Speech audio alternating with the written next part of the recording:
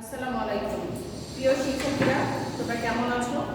নিশ্চয়ই ভালো আছো। তোমাদের তো স্কুল বন্ধ, প্যান্ডামিকের কারণে বা বৈশ্বিক মহামারীর কারণে তোমাদের স্কুল বন্ধ। কিন্তু স্কুল বন্ধ থাকলে বাসায় বসে পড়তে হবে। সারা বাংলাদেশেরই স্কুল বন্ধ, বিশ্বের বিভিন্ন দেশের স্কুল বন্ধ। কিন্তু স্কুল বন্ধ থাকলে ঘরে বসে শুধু সময় নষ্ট করা যাবে না, আমাদেরকে লেখাপড়াও করতে হবে। তোমাদের স্কুল থেকে অনলাইন ক্লাসের ব্যবস্থা করছে, তোমরা সেই অনলাইন ক্লাসগুলো যদি প্রতিনিয়ত ফলো করো বা অনুসরণ করো, তাহলে তোমরা তোমাদের যে পাঠ্য বই আছে সেই পাঠ্য বইয়ে তোমরা ক্লাস তোমাদের যে শ্রেণী শিক্ষক মানে যে শিক্ষক যে বিষয়টা পড়াবে সেই বিষয়টা তোমরা বুঝতে পারবা, শিখতে পারবা, জানতে পারবা। তো আমি আজকে তোমাদের পঞ্চম শ্রেণীর বাংলা ক্লাস নিব। তো আমরা এর আগে কোনো ক্লাস হয় নাই বাংলা, আমরা প্রথম থেকেই শুরু করব। তো আজকে আমরা পড়ব বাংলা প্রথম যে গল্পটা আছে সেই গল্পটা।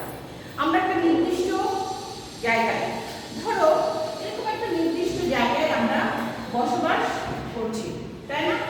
এখানে এটা একটা নির্দিষ্ট জায়গা যেখানে পাহাড় পর্বত, মানুষ, নদী নালা অনেক কিছুই আছে, তাই না? এটা নির্দিষ্ট জায়গা বা নির্দিষ্ট ভূখণ্ড, ঠিক আছে? যেখানে থাকতে হবে তোমার একটা সীমারেখা।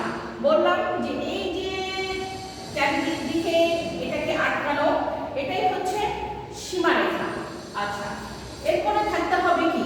এই সীমারেখা মধ্যে তোমার তো বললামই পাহাড় পর্বত, নদী নালা, সমুদ্র বিভিন্ন থাকতে পারে, বিভিন্নতা থাকতে পারে, বিভিন্ন বৈচিত্র্য থাকতে পারে, ঠিক আছে? কিন্তু শুধু পাহাড় পর্বত নদী নালা এটা হলে শুধুমাত্র একটা নির্দিষ্ট ভূখণ্ড হলেই শুধুমাত্র একটা আমাদের যে জিনিসটা তৈরি হয় সেটা হচ্ছে একটা দেশ তৈরি হয়, ঠিক আছে? তাহলে কি তৈরি হলো? নির্দিষ্ট ভূখণ্ড যেখানে পাহাড় পর্বত নদী নালা থাকবে, সেটা যদি একটা সীমারেখা দ্বারা আটকানো থাকে তখন সেটা হবে একটা নির্দিষ্ট দেশ, ঠিক আছে? নির্দিষ্ট একটা দেশ হবে, ঠিক আছে? কিন্তু শুধু নির্দিষ্ট দেশ থাকলেই হবে না, সেখানে আবার নির্দিষ্ট না মানুষের বসবাস থাকতে হবে। কি? আমি, তুমি, তোমার মা বাবা, তোমার আত্মীয় স্বজন, আমি, আমার মা বাবা, আত্মীয় স্বজন, এমন অনেক আছে। আমরা বিভিন্ন মানুষ যারা এই দেশে বসবাস করতে হবে, সেই দেশে বসবাস করতে হবে। তাহলে কি শুধু নির্দিষ্ট দেশ না, দেশের সাথে আমাদের সাথে যারা থাকবে তারা হচ্ছে মানুষ। তাহলে কি একটা দেশ হতে হবে এবং একটা মানুষ হতে হবে। তাহলে আজকে আমাদের বিষয়বস্তু হবে দেশ এবং মানুষ। তাহলে দেশ এবং মানুষ নিয়ে তো অবশ্যই আলোচনা করব, কিন্তু সেটা কোন দেশ নিয়ে আলোচনা করব, কোন মানুষগুলো নিয়ে আলোচনা করব, সেটা বিষয়বস্তু আমাদের আজকের বিষয়বস্তু হচ্ছে কোন দেশ নিয়ে আলোচনা করব এবং কোন মানুষ নিয়ে আলোচনা করব। তাহলে প্রিয় শিক্ষার্থী, আমরা আজকে প্রথম যে অধ্যায়টা আছে সেটা হচ্ছে এই দেশ মানে আমার নিজের দেশ, তোমার দেশ, আমাদের সবার এই দেশ, যারা আমরা এই দেশে বসবাস করি, এই দেশ এবং এই দেশের সাথে যারা বসবাস করছে তারা এই দেশের মানুষ। তাহলে এই দেশ এবং এই মানুষ, এই মানুষ বলতে যারা এই দেশে বসবাস করছে তাদেরকে নিয়ে আজকে আমরা আলোচনা করব। আমাদের দেশটা খুবই সুন্দর, প্রাকৃতিক অপরূপ সৌন্দর্যে ভরা আমাদের এই দেশটা। সেই জন্যই কবি বলেছেন, সার্থক জনম আমার জন্মেছি এই দেশে। আমার নিজের দেশের কথা বলছে এখানে কবি। সার্থক জনম আমি জন্মেছি এই দেশে। বৈচিত্র্যে এত মুগ্ধ হয়েছে যে সে বলছে যে আমি সার্থক। আমি যদি অন্য কোনো দেশে জন্মগ্রহণ করতাম তাহলে মনে হয় আমি এতটা সার্থক হতে পারতাম না। সেই জন্য বলছে যে আমি সার্থক, আমি এই দেশে জন্মগ্রহণ করেছি। এখন এই দেশে যারা জন্মগ্রহণ করেছে বা এই দেশে যারা বসবাস করছে শুধুই কি বাঙালি না, শুধু বাঙালি না, তারা বিভিন্ন রকম জনগোষ্ঠীর মানুষ এই দেশে বসবাস করে। যেমন বাঙালি বসবাস করে, তেমনি ক্ষুদ্র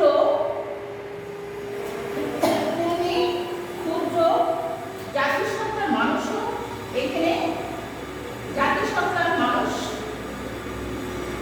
এখানে বসবাস করে। তাহলে আমরা এই বাঙালি যারা আছে এবং ক্ষুদ্র জাতিসত্তার মানুষ যারা আছে তাদেরকে নিয়ে আমরা আজকে আলোচনা করব এবং আলোচনা করব এই দেশের প্রকৃতি নিয়ে। এই দেশের প্রকৃতি নিয়ে আমরা আলোচনা করব।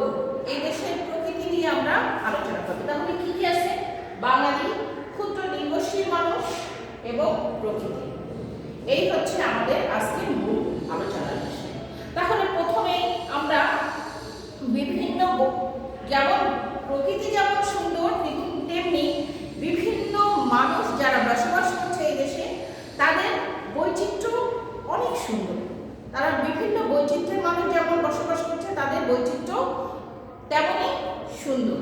তাহলে আমরা শুনি, আমরা আজকে যেটা আলোচনা করব, আমরা বাঙালি, আমরা এই বাংলাদেশের মধ্যে বিভিন্ন জায়গা আছে, সেই জায়গাগুলোতে বিভিন্ন অঞ্চল আছে, সেই অঞ্চলগুলোতে আমরা বাঙালিরা বসবাস করছি। কিন্তু এই ক্ষুদ্র নৃগোষ্ঠীর মানুষগুলো বা ক্ষুদ্র জাতিসত্তার মানুষগুলো তারা কোথায় কোথায় বসবাস করছে? তারা বসবাস করছে পার্বত্য চট্টগ্রামে, রাজশাহীতে, তারপরে জামালপুরে। ঠিক আছে, এই ক্ষুদ্র নৃগোষ্ঠীর মানুষ বা জাতিসত্তার মানুষগুলো বসবাস করছে তোমার পার্বত্য অঞ্চলগুলোতে, রাজশাহীতে এবং জামালপুরে। এদের তো অবশ্যই তাদের একটা নিজস্ব, আমরা যেমন বাঙালি, আমরা বললেই বুঝতে পারবো যে আমরা বাঙালি, কিন্তু ওদের তো নিশ্চয়ই কোনো পরিচয় আছে। তাহলে ওদের পরিচয়টা কি? ওদের পরিচয় হচ্ছে ওরা কেউ চাকমা,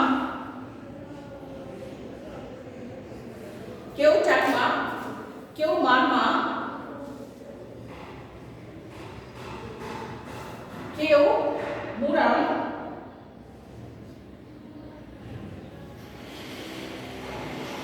কেউ বা তঞ্চঙ্গা।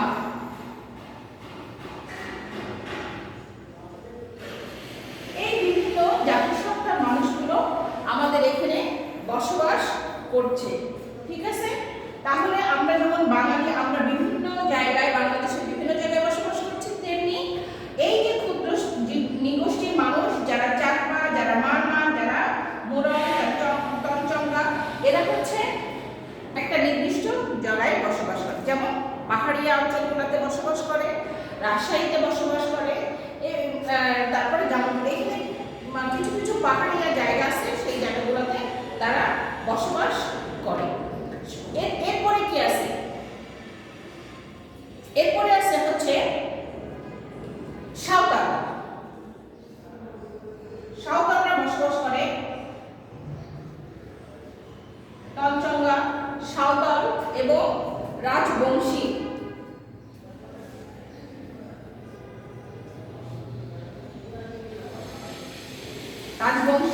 লোকেরা বসবাস করে। এই বিভিন্ন এরা হচ্ছে ক্ষুদ্র জাতিসত্তার মানুষ। কিন্তু এই মানুষগুলা আমাদের যেমন একটা ধর্ম আছে, আমরা যেমন বিভিন্ন মানুষ বসবাস করি এই দেশে, আমাদের বিভিন্ন ধর্মের মানুষও এই দেশে বসবাস করে।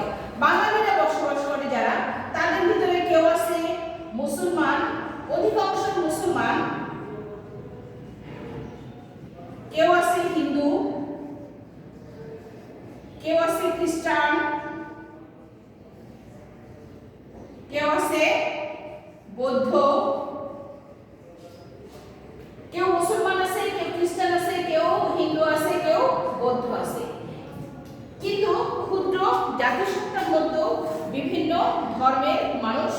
বসবাস করে। যেমন হচ্ছে বসবাস করে, এটা হচ্ছে আমাদের দেশে এই দেশে যে সমস্ত মানুষগুলোর বসবাস সেইগুলো নিয়ে আলোচনা করছি। এখন এরা তো শুধু বসবাসই করছে না, শুধু এদেরও নিজস্ব একটা ধর্ম আছে। যেমন বললাম মুসলমান, হিন্দু, খ্রিস্টান, বৌদ্ধ, ঠিক আছে, এদের একটা ধর্ম আছে। এবং এরা এই বাঙালিরা বিভিন্ন উৎসব পালন করে। যেমন হচ্ছে এই বাঙালিরা কি ধরনের উৎসবগুলো পালন করে, আমরা বাঙালিদের মধ্যে যারা মুসলমান আছে তারা পালন করে হচ্ছে তোমার দুটো ঈদ পালন করে, যেমন ঈদুল ফিতর, ঈদুল আজহা। আবার হিন্দুরা কি ধরনের উৎসব পালন করে, হিন্দুরা পালন করে হচ্ছে দুর্গা পূজা, বিভিন্ন ধরনের পূজা আছে ওদের, বিভিন্ন পার্বণে তাদের পূজাগুলো অনুষ্ঠিত হয়। এছাড়া বৌদ্ধদের আছে বৌদ্ধ পূর্ণিমা, এছাড়া খ্রিস্টানদের আছে বড়দিন, আবার বড়দিন এবং সানডে। এই যে বিভিন্ন উৎসব বাঙালিরা পালন করে। এই বাঙালিদের মধ্যে মুসলমান, হিন্দু, খ্রিস্টান, বৌদ্ধ এরা বিভিন্ন ধর্ম উৎসবগুলো পালন করে। এখন হচ্ছে আমরা আসি ক্ষুদ্র নৃগোষ্ঠীর মানুষগুলো বা ক্ষুদ্র জাতিসত্তার মানুষগুলো কি ধরনের উৎসব পালন করে। এরা হচ্ছে যেমন হচ্ছে রাখাইনদের আছে সাংগ্রাই, যেমন হচ্ছে রাখাইন একটা গোষ্ঠী আছে যারা হচ্ছে পালন করে সাংগ্রাই। এছাড়া আছে চাকমাদের আছে বিজু উৎসব, এছাড়াও তারা অন্যান্য অনেক ধরনের উৎসব পালন করে থাকে। এছাড়া আমরা একটা বাঙালিরা সবচেয়ে বড় উৎসব যেটা পালন করি, আমাদের নিজস্ব ধর্মের তো যার ধর্মের উৎসব তো অবশ্যই পালন করে। এছাড়া আমরা আরেকটা উৎসব পালন করি, সেটা হচ্ছে পহেলা বৈশাখ, যেটা হচ্ছে সব ধর্মের মানুষ একসাথে আমরা পালন করে থাকি। ধর্ম আমাদের যার যেটাই হোক না কেন, আমরা পয়লা বৈশাখটা আমরা সবাই মিলে একসাথে পালন করে থাকি। তাহলে গেল এটা হচ্ছে আমাদের উৎসব এবং ধর্মের যে জায়গাটা আছে সেইটা, ঠিক আছে। এখন আমরা এই যে বিভিন্ন জাতির মানুষ আমরা যে বসবাস করছি, এদের নিজস্ব একটা পোশাক আছে। আমাদের পোশাকে আমাদের বাঙালির পোশাক, ছেলেরা পরে পাঞ্জাবি পায়জামা শার্ট প্যান্টও পরে, মেয়েরা পরে শাড়ি, সালোয়ার কামিজও পরে, কিন্তু শাড়িটা হচ্ছে আমাদের আমাদের পোশাক মেয়েদের, আর ছেলেদের পায়জামা পাঞ্জাবি। কিন্তু এই যে ক্ষুদ্র জাতিসত্তার মানুষ যারা আছে তাদেরও পোশাক কিন্তু ভিন্নতা আছে, তারা বিভিন্ন রকম পোশাক পরে থাকে। এটা গেল আমাদের বাঙালি যারা এবং ক্ষুদ্র জাতিসত্তার মানুষ যারা আছে তাদের কথা আলোচনা করা হলো। এখন আমরা এই যে প্রকৃতি, এই যে আমাদের বিশাল এই জনগোষ্ঠী যে জায়গাতে বসবাস করি, সেইটার প্রকৃতি নিয়ে আমরা আলোচনা করি।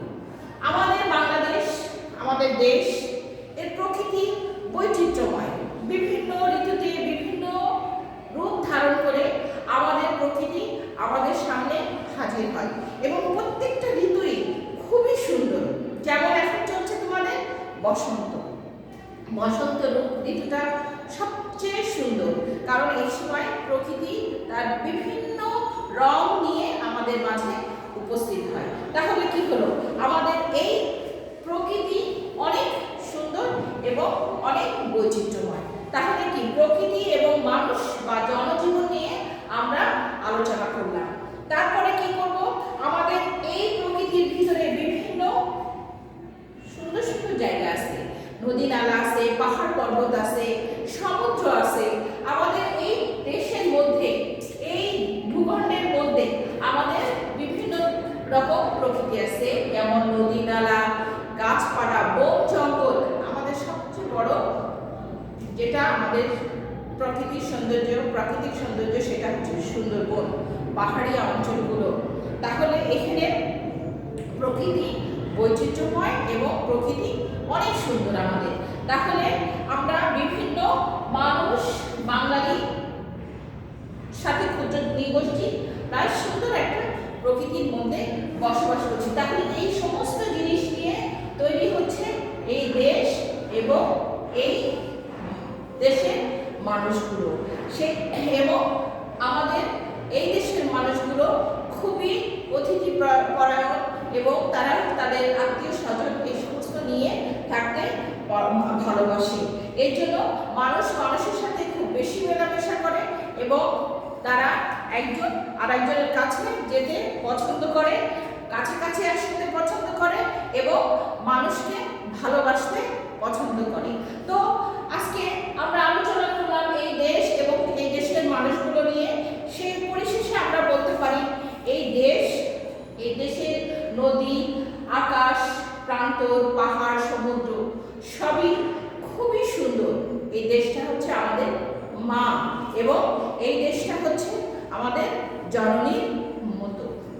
জননীকে আমরা যেমন আমাদের মাকে আমরা কি সবচেয়ে বেশি আদর করি, তাই না? আদর করি আমরা মাকে, আমরা খুব বেশি আপন আমাদের নিজেদের কাছে আমাদের মা। তেমনি আমাদের দেশও হচ্ছে আমাদের কাছে খুবই আপন। আমাদের মাকে যেমন আমরা খুব আগলে রাখতে পছন্দ করি, তেমনি আমাদের দেশকে আমরা আগলে রাখতে পছন্দ করি। স্নেহ দিয়ে, মমতা দিয়ে, ভালোবাসা দিয়ে আমরা আমাদের এই দেশকে আগলে রাখবো। এটাই হচ্ছে আমাদের প্রত্যেকেরই হওয়া উচিত। দেশের প্রতি ভালোবাসা থাকা উচিত। সেই জন্য দেশের আলো বাতাস যেমন আমাদেরকে, তাদের সম্পদ যেমন আমাদেরকে দিয়ে আমাদের আগলে রেখেছে, তেমনি আমরা আমাদের দেশকে এইভাবেই ভালোবাসা, স্নেহ, মমতা দিয়ে আগলে রাখবো। তাহলে আজকে আমরা পড়লাম এই দেশ এবং এই দেশের মানুষ, এই দেশের মানুষের বৈচিত্র্য এবং এই দেশের মানুষ কিভাবে তাদের জীবন কিভাবে যাপন করে, কি কি উৎসব পালন করে, এই দেশের ক্ষুদ্র জাতিসত্তার মানুষরা কি কি আছে তাদেরকে নিয়ে আলোচনা করলাম এবং তারা কি ধরনের উৎসবগুলো পালন করে সেগুলো আলোচনা করলাম। তাহলে আমরা আমাদের দেশকে ভালোবাসবো এবং দেশের মানুষকে ভালোবাসবো। ঠিক আছে? তাহলে তোমরা অবশ্যই বুঝতে পারলে এই দেশ এবং এই দেশের মানুষ কি। আচ্ছা, এখন আমরা আমাদের তো অবশ্যই এটা শুধু পড়লেই হবে না, আমাদের এই গল্পটা, এই টপিকসটা যেমন আমাদেরকে জানতে হবে। এই টপিকসের মধ্যে বেশ কিছু কঠিন কঠিন শব্দ আছে, সেই শব্দের অর্থগুলো আমাদেরকে জানতে হবে। যা সেটা তোমাদের বইয়ের ভিতরে দেখবা আছে, অনুশীলনী আছে। অনুশীলনীর মধ্যে আছে বেশ কিছু শব্দ, এই শব্দগুলো তোমাদের জানতে হবে। ঠিক আছে? তাহলে তোমাদের এই টপিকসটা নিয়ে যেমন আলোচনা করলাম হলো, এর পরবর্তী ক্লাসে আমরা তোমাদের